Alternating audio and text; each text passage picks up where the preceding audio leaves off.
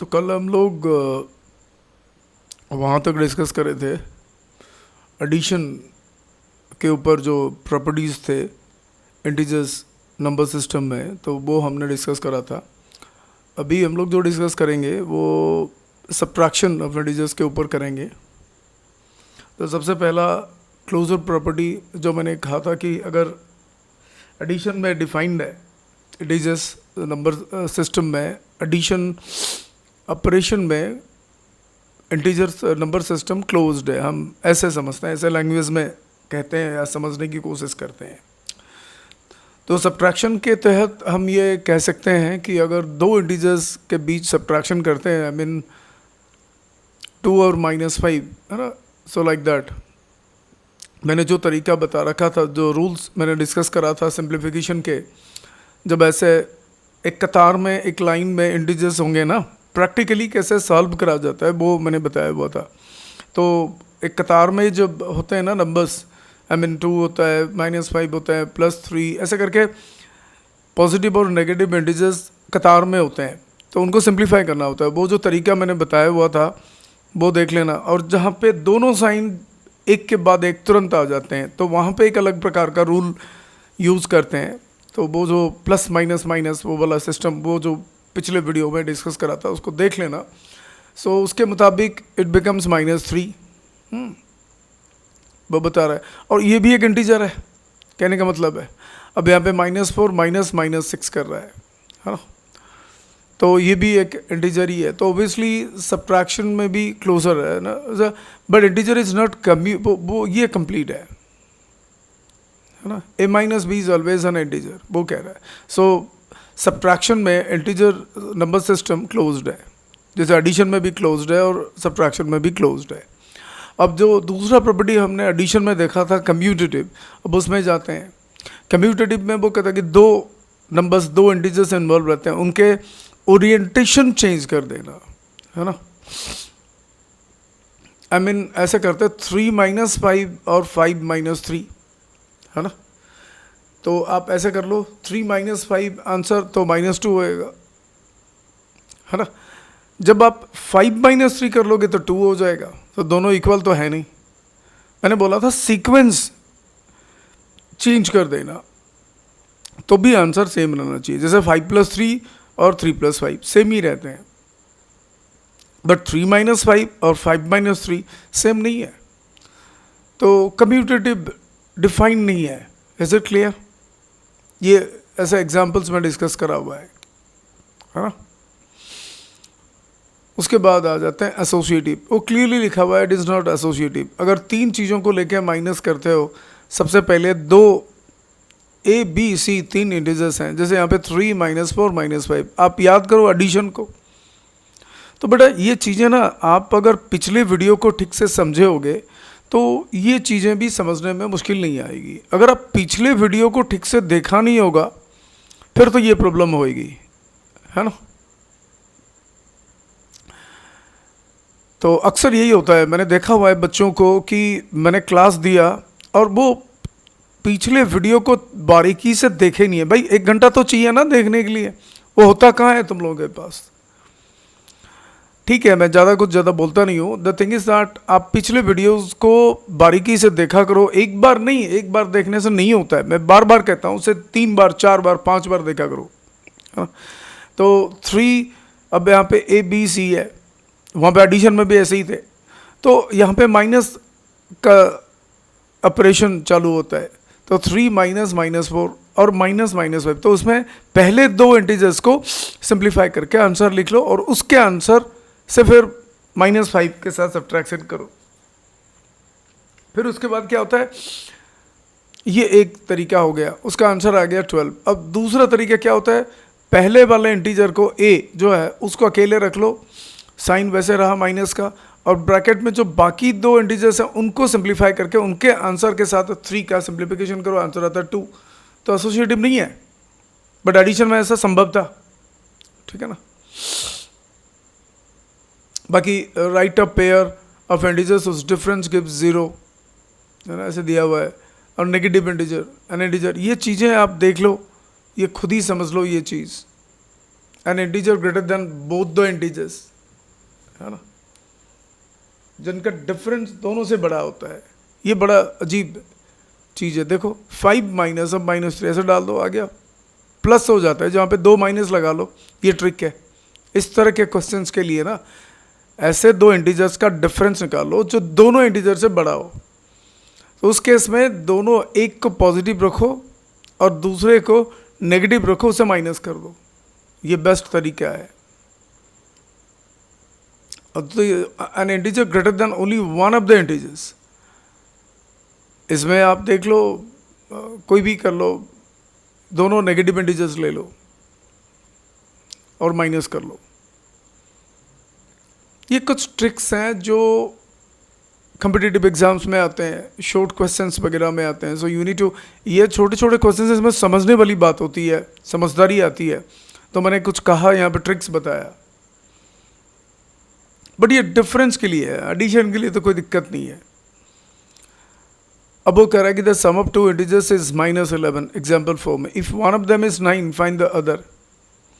तो आप यहाँ पे, उसने क्या करा, अलजेब्रा का इस्तेमाल करा हुआ है ना, 9 + a कर दिया, जो दूसरा इंटीजर पता नहीं, वो बोलता है कि दो इंटीजर्स का सम -11 है और दोनों इंटीजर्स में से एक इंटीजर 9 है, तो 9 + x लिख लो एंड सॉल्व कर लो x के लिए। ये -11 है, 9 जब इक्वल साइन के दूसरी तरफ जाएगा ना, तो प्लस, वो हमें -+9 है तो उधर जाएगा, तो -9 हो जाएगा। ये बस ये ट्रिक है, समझ लो। तो a या x जो भी डालते हो, इक्वल टू, आप देख लो -11, तो पहले जो उस साइड में जो था उसको तो पहले लिख लो, ठीक है ना। और उसके बाद जो इक्वल साइन के लेफ्ट साइड से आप जो लेके जा रहे हो ना 9 को, तो वो उसका साइन चेंज कर लो, तो -9 हो गया। और फिर देख लो, इट इज़ -20, और उसी सिंप्लीफिकेशन जो पिछले वीडियो में बताया था उसी प्रकार से हुआ है -20, वो आप देख लो। उसके बाद आ जाता है the difference of an integer a and -5 is -3। वो डायरेक्टली लिख दिया है, या ऐसे भी लिख सकता है, difference of two integers is -3 and one of them is -5 find the other, ऐसे भी लिख सकता है क्वेश्चन। अब उसने a लिख दिया। तो बात यह है कि आप थोड़ा सा ध्यान से समझा करो, अगर डिफरेंस की बात आती है तो कैसे लिखोगे, ये चीज़ें आगे क्लास 9th 10th में वर्ड प्रॉब्लम सॉल्व करने में काम आएगा, ये नॉलेज, है ना। बच्चे अब भी कर नहीं पाते हैं 9th और 10th के बच्चे, क्योंकि बात उन्हें समझ में नहीं आती है। सम और डिफरेंस की क्या है, अब देखो, मान लो 5 - 3 = 2 है, तो बड़े नंबर से छोटे नंबर माइनस करते हो तो आंसर आता है कुछ। तो अगर बड़े नंबर को निकालना है, मतलब 5 को निकालना है, तो 2 + 3 करना पड़ता है। अगर छोटे नंबर को निकालना हो तो बड़े नंबर से आंसर को, डिफरेंस को माइनस करना होता है। तो तुम यहाँ पे देख लो, तुम किसको बड़े नंबर लोगे, ये समझने वाली बात है, ये तो यहाँ पे डिस्कस नहीं है। तो अगर तुम जो नंबर अननोन है उसको बड़े लोगे तो -5 उससे, मतलब -5 के कंपैरिजन में बड़े कह रहे हो ना, तो -5 के कंपैरिजन में लो तो -4 भी हो सकता है, -3 भी हो सकता है, -2 भी हो सकता है, -1 भी हो सकता है, 0 1 2 3 ब्ला ब्ला, ये सब बड़े हैं। तो ये सब बड़े हैं, मैंने ये कहा। तो आप ऐसा कोई इंटीजर लो जो बड़ा है, तो बड़े नंबर से आप माइनस करते हो, आंसर आता है -3, ठीक है ना। तो बड़े नंबर को निकालना है तो क्या करोगे, मैंने कहा था डिफरेंस और आंसर को प्लस करना होता है, ठीक है ना। मैं आपको थोड़ा ये क्या बोलते हैं, वाइट बोर्ड में करके थोड़ा दिखा देता हूँ। जो मैंने जुबानी कहा तो वो चीज़ें आपको समझ में आएगी जब मैं लिख दूँ, ठीक है ना।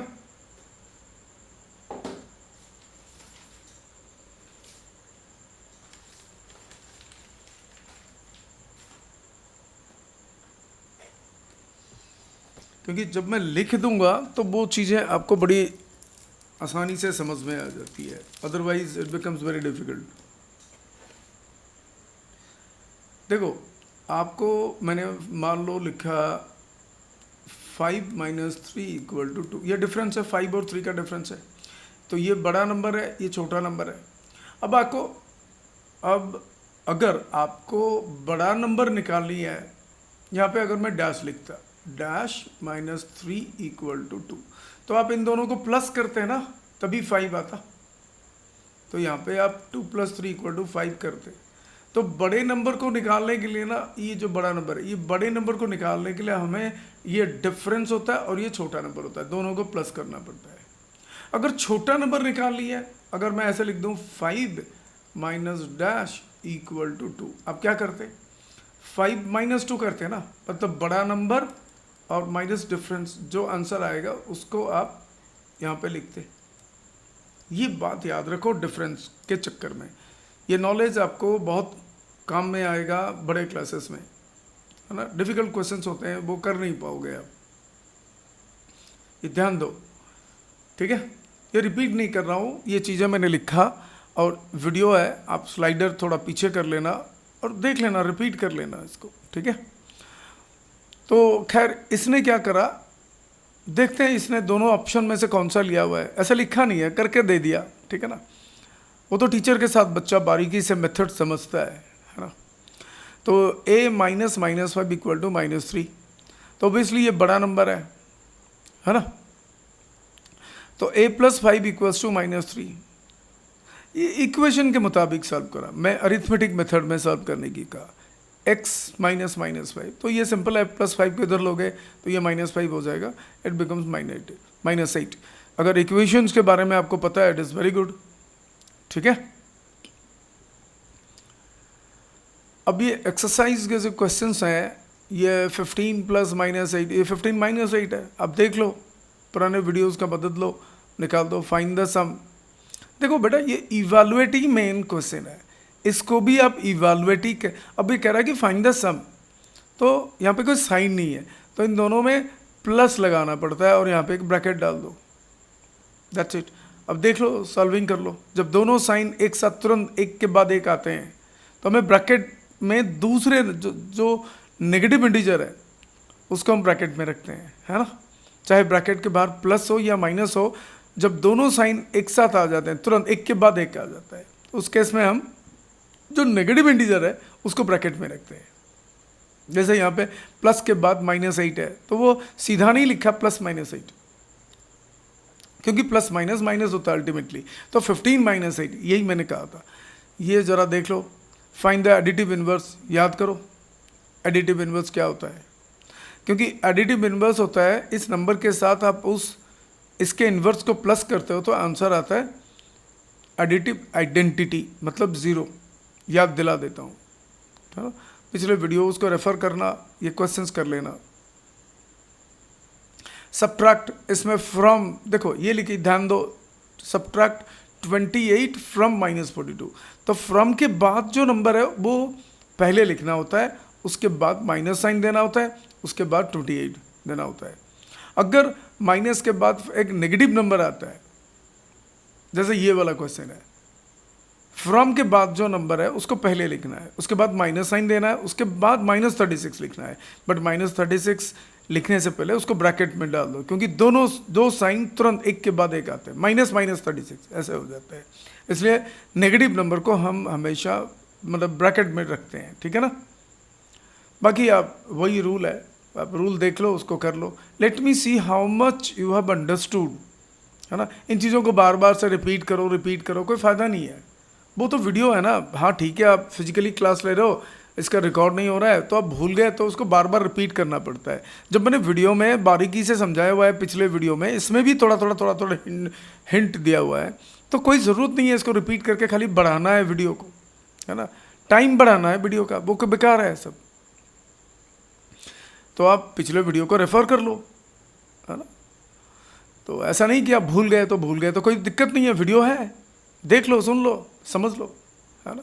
Subtract the sum of this and this from this, तो पहले इन दोनों को प्लस करना है, उसका आंसर जो है उसको -34 से माइनस करना है।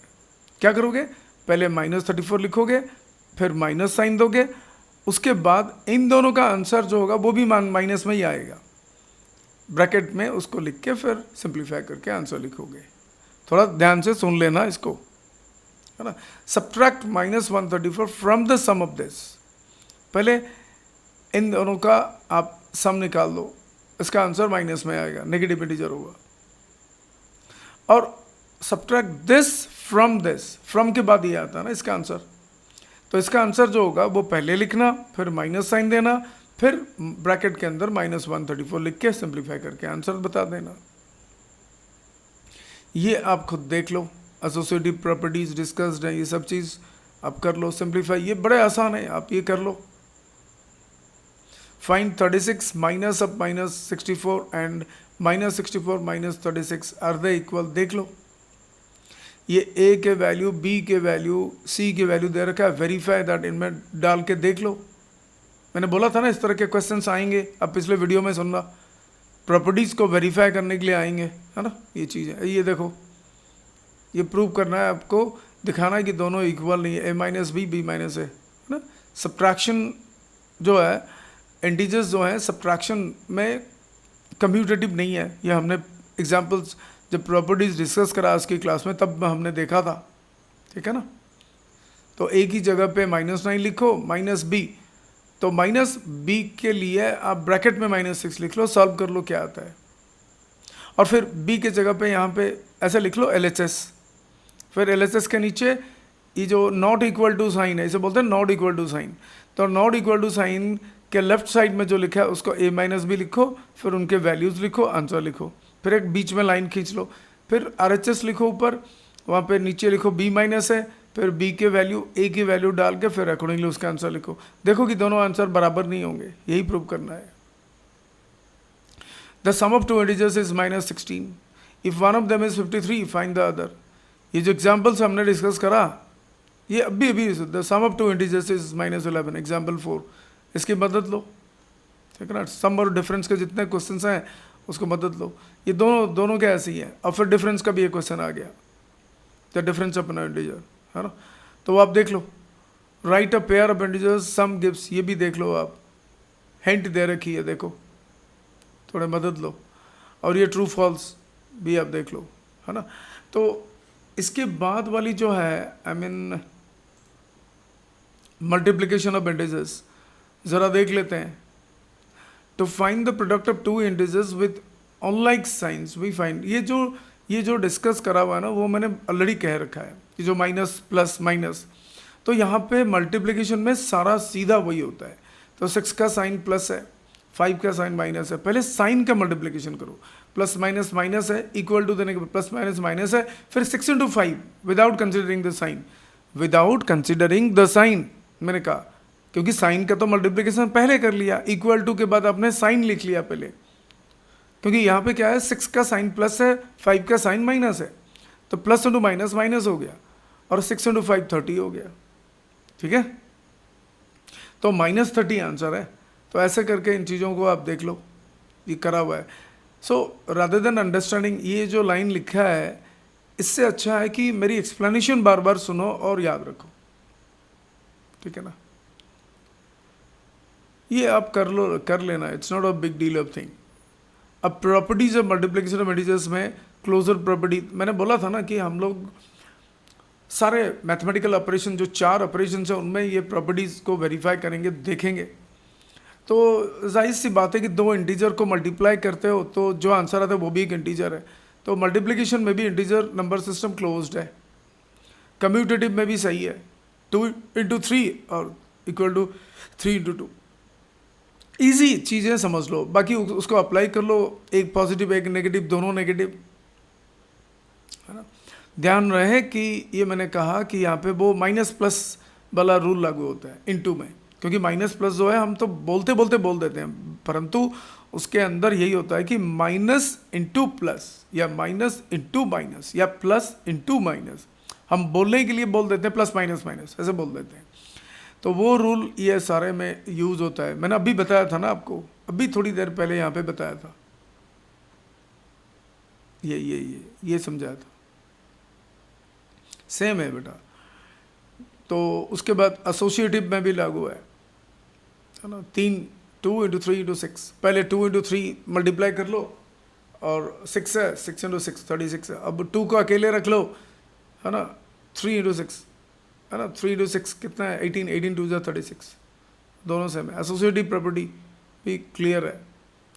अब यहाँ पर ना distributive law of multiplication over addition subtraction भी होता है, दोनों चीज़ें होती हैं, ये थोड़ा समझ लो। ये ऐसे यहाँ पे भी 3 इंटीजर्स इस्तेमाल होते हैं, तो a into B plus C है। अगर यहाँ पे माइनस आ जाता है ना तब हम लिखते हैं distributive law of multiplication over subtraction, ठीक है। होगा तो ठीक है, नहीं होगा फिर भी मैं कह दिया। तो क्वेश्चन आ जाता है ना कॉम्पिटिटिव एग्जाम में, ओलंपियाड वगैरह में, तो a into B plus C है, तो it equals to a into B. आप मेरे ये जो कर्सर मूव कर रहा है ना उसके मूवमेंट को देखो, a इंटू बी, फिर बीच में ये प्लस साइन है ना तो प्लस लिख दिया, फिर a इंटू सी, ऐसे। तो ये डिस्ट्रीब्यूटिव प्रॉपर्टी है। You can use this 5 into minus 5 minus 6 minus 8, तो 5 इंटू ब्रैकेट में लिखा माइनस 6 माइनस 8 प्लस करा। आप इसको b प्लस सी प्लस करके इंटू ए के साथ कर सकते हो, कोई दिक्कत नहीं है, बट डिस्ट्रीब्यूटिव प्रॉपर्टी में दिखानी है तो इसको आप ऐसे लिखना होता है। समझ में आ रहा है? a into whole b plus C, ऐसे जो होते हैं ना उसमें b प्लस सी करके उसका आंसर a के साथ मल्टीप्लाई करोगे तो भी आंसर आ जाएगा, कोई दिक्कत नहीं है। बट अगर डिस्ट्रीब्यूटिव प्रॉपर्टी यूज करने के लिए कहा हुआ है क्वेश्चन में, तो you have to write like this और उसका आंसर निकालना होता है, ठीक है। ये वैसे करा हुआ है, you can see that. I think बहुत इजी है, जिस तरीके से मैं कह रहा हूँ, सो आपके लिए it's not a big deal of thing कि आप समझ नहीं पाओगे, है ना। नहीं आता है तो पूछ लिया करो, है ना। कंसिडर, यहाँ पे भी 2 एग्जाम्पल्स है ना। एग्जिस्टेंस ऑफ मल्टीप्लिकेटिव आइडेंटिटी 1 होता है। मैंने बोला था आइडेंटिटी क्या होता है किसी भी ऑपरेशन में, एडिटिव आइडेंटिटी 0 होता है। तो जब एक इंटीजर को 0 के साथ ऐड करते हो तो आपको वही इंटीजर मिलता है। तो यहाँ पे मल्टीप्लिकेशन में 1 है, एक इंटीजर को 1 के साथ मल्टीप्लाई करते हो तो आंसर वही इंटीजर मिलता है। दैट मीन 12 को 1 के साथ मल्टीप्लाई करते हो 12 भी मिलता है, -16 को 1 के साथ मल्टीप्लाई करते हो -16 ही मिलता है ना। तो 1 जो है मल्टीप्लिकेटिव आइडेंटिटी है, एडिटिव आइडेंटिटी 0 है ना। और इन्वर्स भी है, जैसे आपने एडिटिव इन्वर्स देखा था तो वैसे मल्टीप्लिकेटिव इन्वर्स भी है। तो एडिटिव इन्वर्स में क्या करते थे, एक इंटीजर को उसके एडिटिव इन्वर्स के साथ प्लस करते थे तो आंसर आपको एडिटिव आइडेंटिटी मिलता था। तो यहाँ पे भी वही होगा, मतलब मल्टीप्लिकेशन के मुताबिक होगा। यहाँ पे एक इंटीजर को उसके मल्टीप्लिकेटिव इन्वर्स के साथ मल्टीप्लाई करते हो तो आंसर क्या होगा, मल्टीप्लिकेटिव आइडेंटिटी निकलेगा। मल्टीप्लिकेटिव आइडेंटिटी क्या है, 1 है ना। तो यहाँ पे जो है वो 1 बाई वो नंबर है, याद रखा करो, उसे रेसिप्रोकल भी कहते हैं, ठीक है ना। किसी भी नंबर का मल्टीप्लिकेटिव, किसी भी इंटीजर का या किसी भी रैशनल नंबर का, मैं थोड़ा आगे ऊपर की तरफ बढ़ा दिया, किसी भी रैशनल नंबर का अगर मल्टीप्लिकेटिव इन्वर्स निकालते हैं तो 1 बाई वो नंबर लिख लेते हैं। तो 2 का मल्टीप्लिकेटिव इन्वर्स 1/2 है, -2, तो -2 का मल्टीप्लिकेटिव इन्वर्स 1 बाई -2 है, so that is equal to -1/2। कोई दिक्कत नहीं है, माइनस साइन को बीच में रख लेना, है ना। डिनोमिनेटर में अगर माइनस साइन रहता है तो उसको उठा के हम न्यूमरेटर में लगा सकते हैं, या वो फ्रैक्शन को नेगेटिव फ्रैक्शन कह सकते हैं, कोई दिक्कत नहीं है ना। तो ये देख लो आप, ये चीज़ें मल्टीप्लिकेटिव इन्वर्स ऑफ -6, ये जो मैंने कहा वैसे लिखा हुआ है। और प्रॉपर्टीज ऑफ 0 वो आपको पता है कि एनीथिंग मल्टीप्लाइड विद 0 बिकम्स 0। अब ये क्वेश्चन जो है सिंप्लीफाई यूज, देखो यूजिंग लिखा हुआ ना सिंप्लीफाई 8 इंटू -15 प्लस 8 इंटू 6, तो ये डिस्ट्रीब्यूटिव 8 को कॉमन रख लेते हैं। और मैंने बोला था ना ये जो सिस्टम है, देखो मैं बता रहा हूँ आपको, ये जो फॉर्मूला, कभी क्वेश्चन इस फॉर्मेट में दे रखी होती है तो आपको इस फॉर्मेट में लिखनी होती है, या तो कभी क्वेश्चन इस फॉर्मेट में दे रखा होता है तो आपको इस फॉर्मेट में बोल रहा हूँ, लेआउट उस फॉर्मेट में आपको लिखना होता है। इस तरीके से क्वेश्चन में दे रखा होता है तो आपको इस तरीके से लिख के क्वेश्चन को सॉल्व करना है, या तो क्वेश्चन में इस तरीके से दे रखा होता है तो आपको इस तरीके से लिख के सॉल्व करना है। नाउ यू सी दिस, ये जो है ये a इंटू, ये देखो ना, a into B plus a into C ऐसे लिखा हुआ है, तो आपको a लिखना है ऐसे, a इंटू ब्रैकेट में b प्लस सी है। यहाँ पे b प्लस सी क्या होंगे, -15 और c है 6, ऐसे करा हुआ है, ये देखो ये करा हुआ है, ये देखो लिखा भी है ये चीज़, है ना। So you follow that and do it. ये कुछ इंपॉर्टेंट रिजल्ट्स हैं, ये भी इम्पॉर्टेंट है, आप ध्यान दो। जैसे -1 माइनस ये जो लिखा हुआ ना, तो आंसर माइनस में आता है कब, जब minus sign odd number times multiply होता है, 1 2 3 4 ऐसे। अगर minus sign even number times multiply होता है तो आंसर प्लस में आता है। बहुत सारे दे रखे होंगे तो ये ध्यान देना, ठीक है। और ये जैसे लिखा हुआ है तो -a⁴n होता है, ये n टाइम्स मल्टीप्लाइड है ना, तो सेम चीज़ n टाइम्स मल्टीप्लाइड है, ऑड है, ऑड टाइम्स मल्टीप्लाइड है नंबर, तो आंसर माइनस में आएगा। अगर नेगेटिव इंटीजर्स हैं, इसको बेस बोलते हैं और इसको पावर बोलते हैं, याद रखा करो। ये चीज़ें बड़े क्लासेस में भी लिखी जाएंगी और पढ़ाई हुई, exponents and powers, I think तुम्हारे 7th में होगा, ठीक है ना।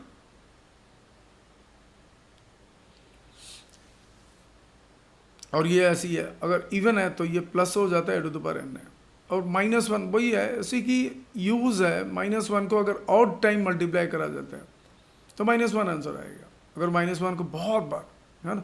अगर इवन नंबर टाइम्स मल्टीप्लाई करा जाता है तो +1 ही आएगा, ये दोनों रूल्स के मुताबिक।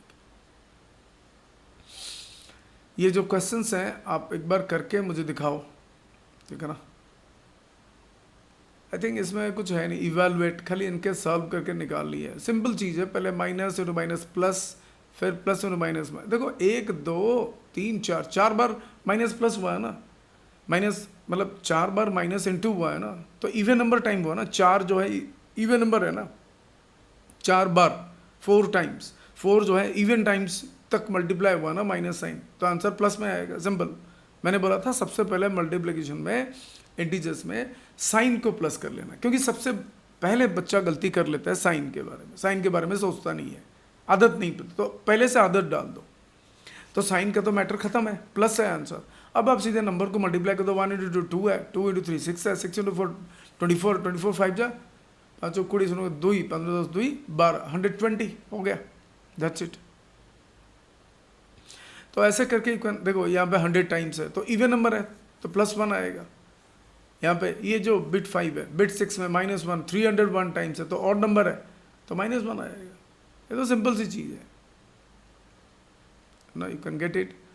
उसके बाद है what will be the sign of the product if we multiply together -199 negative and 10 positive integers. वो बोलता है कि 199 नेगेटिव इंटीजर्स और 10 पॉजिटिव इंटीजर, तो 199 + 10 कितना हो गया, 9 + 9 9 9 + 0 9 है, 9 + 1 10 है, 0 कैरी 1 मतलब 1 + 1 2 है, तो अल्टीमेटली 1 प्लेस में तो 2 1 9 आ जाता है ना, 9 तो ऑड नंबर है, 209 तो ऑड नंबर है, ऑड नंबर टाइम मल्टीप्लाई होता है तो आंसर क्या होएगा, माइनस ही होएगा।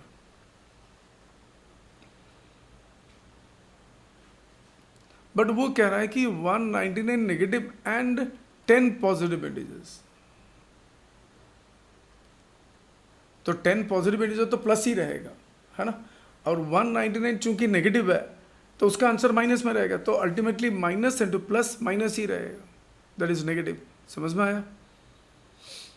ये देखो in a class test containing 20 questions. अब देखो इंटीजर्स को कैसे यूज करता है वो, आई मीन वर्ड प्रॉब्लम्स में, डेली लाइफ के प्रॉब्लम्स में, है ना। सो नेगेटिव इंटीजर्स को कैसे यूज़ करता है, पॉजिटिव इंटीजर्स को कैसे यूज़ करता है, so we need to understand that also. थोड़ा इसको भी देख लेते हैं। मुझे पता नहीं है कि इसमें कितने क्वेश्चंस हैं। ये क्या है, ये आपने क्या कर दिया यहाँ पे, ये पता नहीं उल्टा कैसे कर दिया। फिर ये 1B है, ठीक है, तो छोड़ो, मैं इसी को कर लेता हूँ पहले। वो बोलता है कि in a class test containing 20 questions 4 marks are given for every correct answer. तो करेक्ट आंसर के लिए 4 मिलता है, गलत आंसर के लिए -2 हो जाता है ना। तो Ranjita attempts all questions and 12 of her answers are correct. तो 12 4 जा 48 मार्क्स है। और जो गलत है कितने 8 हैं, 8 - 2 -16, तो 48 -16 देखो लिखा हुआ है, दोनों प्लस करा जाएगा ना मैक्स, तो प्लस माइनस माइनस ही है, सो 32 आ गया, माइनस मार्किंग थी, समझ में आया। मैंने -2 को टोटल 20 क्वेश्चंस थे ना, तो 12 क्वेश्चंस उसके करेक्ट थे, तो 12 क्वेश्चंस के लिए करेक्ट क्वेश्चंस के लिए उसे कितना मार्क मिलेगा 48, और जो इनकरेक्ट आंसर्स हैं उसके लिए कितना मार्क मिलेगा -16। 48 और -16 क्या आंसर है बताओ, आप ऐसे समझ लो +32 है ना, क्योंकि वो पुरानी वीडियो देख लो, पहली वीडियो, उसी में जो सॉल्विंग है वही सॉल्विंग, वही हर जगह पे, हर मैथमेटिक्स में, 12th में, सब में यही चलता है। It's very important. A shopkeeper gains ₹1 on each pen, एक पेन के ऊपर वो 1 रुपये प्रॉफिट करता है, एंड लॉसेस 40 पैसे ऑन ईच पेंसिल, पेंसिल बेचता है उसे 40 पैसे लॉस होता है। ही सेल्स 45 पेन्स, तो उसको प्रॉफिट कितना हो गया 45 हो गया। And some pencils losing ₹5 in all, तो कुछ पेंसिल्स थे जिनमें उसे 5 रुपये लॉस हुआ। तो आप एक काम करो, पहले कितने पेंसिल्स थे वो निकाल दो ना, इसमें तो पता है कि ही सेल्स 45 पेन्स, तो 45 प्रॉफिट हो गए, बट इसमें पेंसिल का नंबर नहीं दे रखा ना, तो खाली लिख दिया कि टोटल पेंसिल जो उसने बेचा उसमें 5 रुपये लॉस हुआ। तो कितने पेंसिल्स हैं, इसको पैसे में कर लो, 500/40 कर लो, तो 500/40 कर लो तो कितना आता है ना, सपोज करो 500/40 है ना, 4 हो गया, इसमें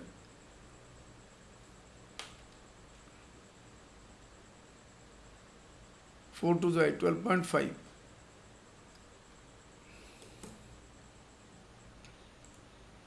तो उसमें क्या करा हुआ है वो तो ठीक है, टोटल लॉस एंड पेंसिल्स वो करा हुआ है 40x/100, 100 लेके करा हुआ है।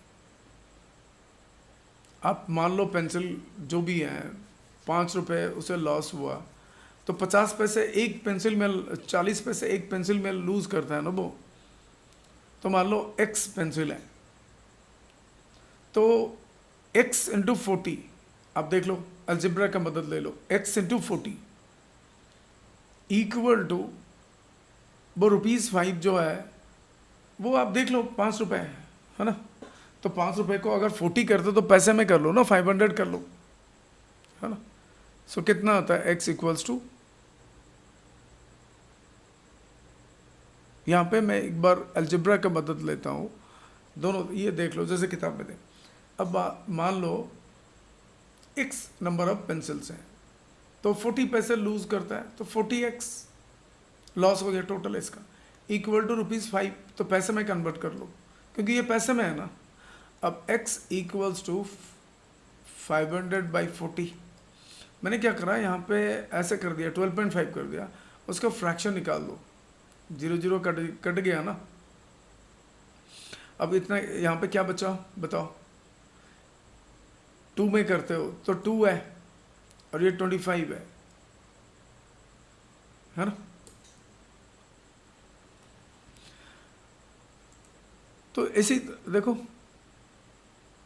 अब उसने क्या करा 100 करा हुआ है, उसमें एक फ्रैक्शन निकाला हुआ है, तो दिस इज, आप जैसे भी कर लो वैसे है ना, ये वैल्यूज निकालनी है,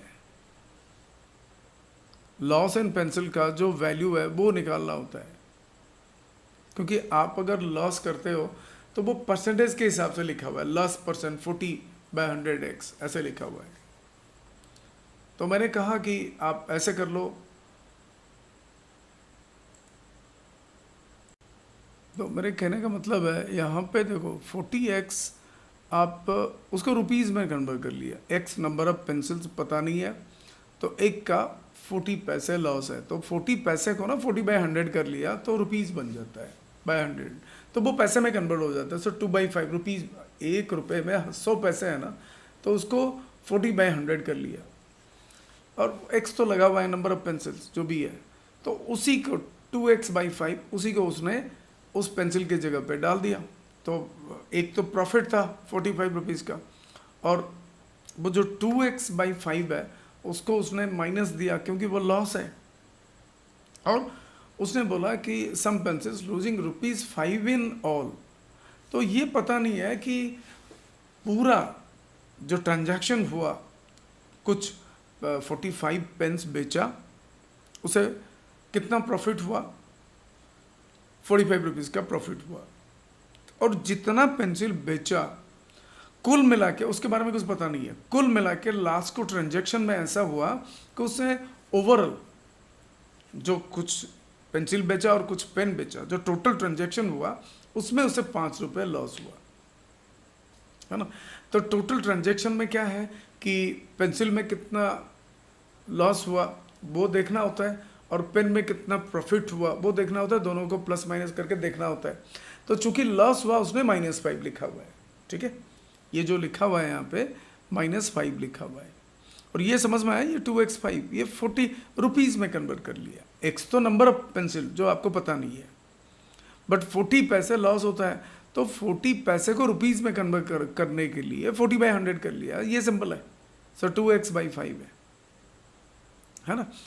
तो ये दोनों को जब आप माइनस, ओब्वियसली ये लॉस है, इसको माइनस करोगे, इस नेगेटिव दोगे, है ना। तो टोटल लॉस जो है वो ₹5 है, तो उसको -5 कर दिया। लॉस को नेगेटिव इंटीजर में डिनोट करा हुआ है, ठीक है। बस इस इक्वेशन को सॉल्व कर लो। अगर आपको इक्वेशन सॉल्विंग में दिक्कत है तो लो पहले 45 को इधर ले लो, तो ये -45 था और इधर +45, है ना। ये +45 इधर चला गया, -45, तो +50 हो गया।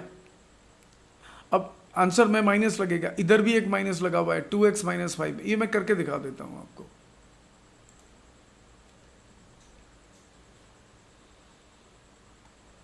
(45 - 2x/5 = -5), ठीक है ना।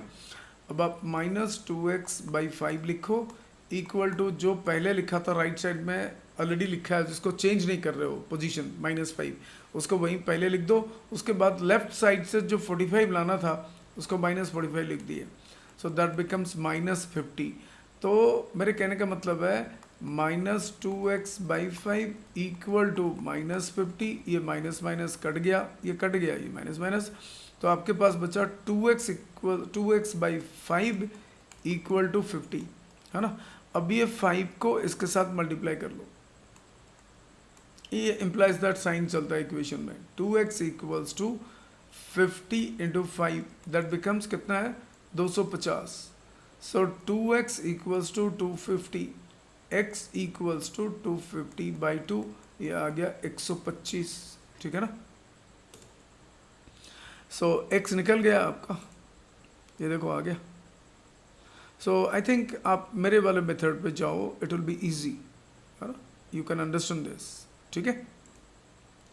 एक अच्छा क्वेश्चन था, बट ये छोटी सी चीज़ है, आप इसमें कंफ्यूजन मत करो। मैंने कई मतलब उसको समझाने की कोशिश करा इस तरीके से, है ना, x को वो निकालने के लिए तरीके से मैंने यहाँ पे उसको वो करा। बट ध्यान दो, कंफ्यूजन ये मत रहे कि ये जो ₹5 है ये पेंसिल को बेचने के बाद उसे लॉस हुआ, नहीं, टोटल ओवरऑल ट्रांजेक्शन में उसे, मतलब कुछ 45 पेन बेचा और कुछ पेंसिल जो हमें पता नहीं है। 45 पेन बेचने में उसे 45 रुपीज़ प्रॉफिट हुए, और कुछ पेंसिल्स बेचा। ये दोनों पेन और पेंसिल बेचने के बाद उसे ओवरऑल टोटल में 5 रुपये लॉस हुआ। ये वो तरीका है। तो हमें क्या है कि वो जितने पेंसिल्स थे उसका हमें पता नहीं है, तो उसको x ले लो। तो कितने लॉस हुए ना, 40 × x, बट 40 है ना, उसको रुपी में कन्वर्ट कर लो, क्योंकि 45 रुपीज़ है। आप इसे अलग तरीके से भी कर सकते हो, 4500 भी कर सकते हो, है ना। अगर 40 लोगे तो 45 के जगह पे 4500 लोगे, पैसे में लिख करके कर सकते हो, है ना। फिर उसको 40/100 कर लिया, फिर उसको फ्रैक्शन कर लिया, लोएस्ट टर्म यूज़ करा जाता है। 40/100, 0 कट गया, 4 और 10 है, 2 × 4 = 2 × 5 = 10, 2x/5 हो गया। तो उसी को उसने वहाँ पे माइनस साइन के साथ डाला, 45 माइनस, क्योंकि वो तो लॉस है ना, इक्वल टू ओवरऑल ट्रांजेक्शन भी लॉस हुआ तो उसको -5 लिखा हुआ है, ठीक है। ये चीज़ लॉस, लूजिंग ₹5 इन ऑल, ये इंपॉर्टेंट है, इन ऑल, ये ध्यान देना। बाकी ये जो क्वेश्चंस हैं, आई मीन ये भी देख लो। एक a certain freezing process requires that room temperature be lower from 40 degree Celsius at the, ये एनसीईआरटी के क्वेश्चन है। तो अ सर्टन फ्रीजिंग प्रोसेस, कोई फ्रीज़र है तो उसके फ्रीजिंग हो रही है, तो उसमें वो कह रहा है, जस्ट अ मिनट, उसमें वो कह रहा है कि room temperature be lower from 40 degree Celsius, 40 degree Celsius से कम करना पड़ता है at the rate of 5 degree Celsius per hour, हर घंटे 5 डिग्री सेल्सियस कम करते जाना। तो what will be the room temperature 12 hours after the process begins. तो जब वो प्रोसेस स्टार्ट हुआ तो 12 घंटे के बाद कितना होगा, तो 12 घंटे में 5 डिग्री हर घंटे में माइनस हुआ, तो 12 इंटू 5 डिग्री घटता है इसलिए माइनस हुआ ना, तो कितना होता है -60। तो 40 डिग्री से -60, 40 एंड -60 देख लो कितना होता है, -20 डिग्री सेल्सियस पहुंच गया, ठीक है ना।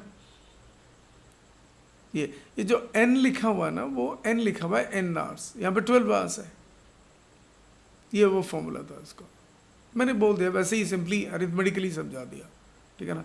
ये क्वेश्चंस आप कर लो, ये सारे ऐसे हैं। और what will be the sign of the product if you multiply, वो एग्जाम्पल में डिस्कस था, वो देख लो, ये क्वेश्चंस भी देख लो, ये डिस्ट्रीब्यूटिव प्रॉपर्टीज़ वगैरह हैं, देख लो, है ना। और ये भी देख लो, commutative, associative properties, distributive properties, सभी से रिलेटेड है ये क्वेश्चंस। और ये आ गया in a class test 10 questions 5 marks, ऐसे 3 वैरायटी के क्वेश्चंस हैं। Ravi gets 4 correct and 6 incorrect answers, है ना। व्हाट इज ए स्कोर, मैंने बोला था ना वो तरीका, उसको यूज़ करो एंड गेट इट। ये जो एग्जाम्पल मैंने डिस्कस करा था यहाँ पे, जस्ट अ मिनट बेटा, ये दिस वन, एक बार वीडियो पीछे थोड़ा करके ना सुन लो उसे, and then you will be able to do that, समझ में आया। फिर which of the following statements are true और फॉल्स, आप देख लो, है ना। तो इसके बाद हम कल वाली क्लास में डिवीजन ऑफ इंटीजर्स पढ़ेंगे, उसमें भी सारी चीज़ देखेंगे, क्लोजर प्रॉपर्टी और बहुत सारी चीज़ें डिस्कस्ड है कि नहीं, मैं देख लेता हूँ। हाँ, डिस्कस्ड है, नहीं इसमें कुछ अलग चीज़ें हैं, डिस्कस नहीं है, मॉड्यूलस करके दे रखा है, कुछ और चीज़ें हैं, कुछ चीज़ें अलग अलग चीज़ें पढ़ाया हुआ है इसमें। हाँ, प्रॉपर्टीज़ ऑफ डिवीजन, वो अच्छा, वहाँ पे करने के बाद जाके वो डिवीजन के प्रॉपर्टीज़ डिस्कस करा हुआ है। चलो ठीक है, देख लेंगे, आई थिंक इसी में आपका चैप्टर ख़त्म हो जाएगा।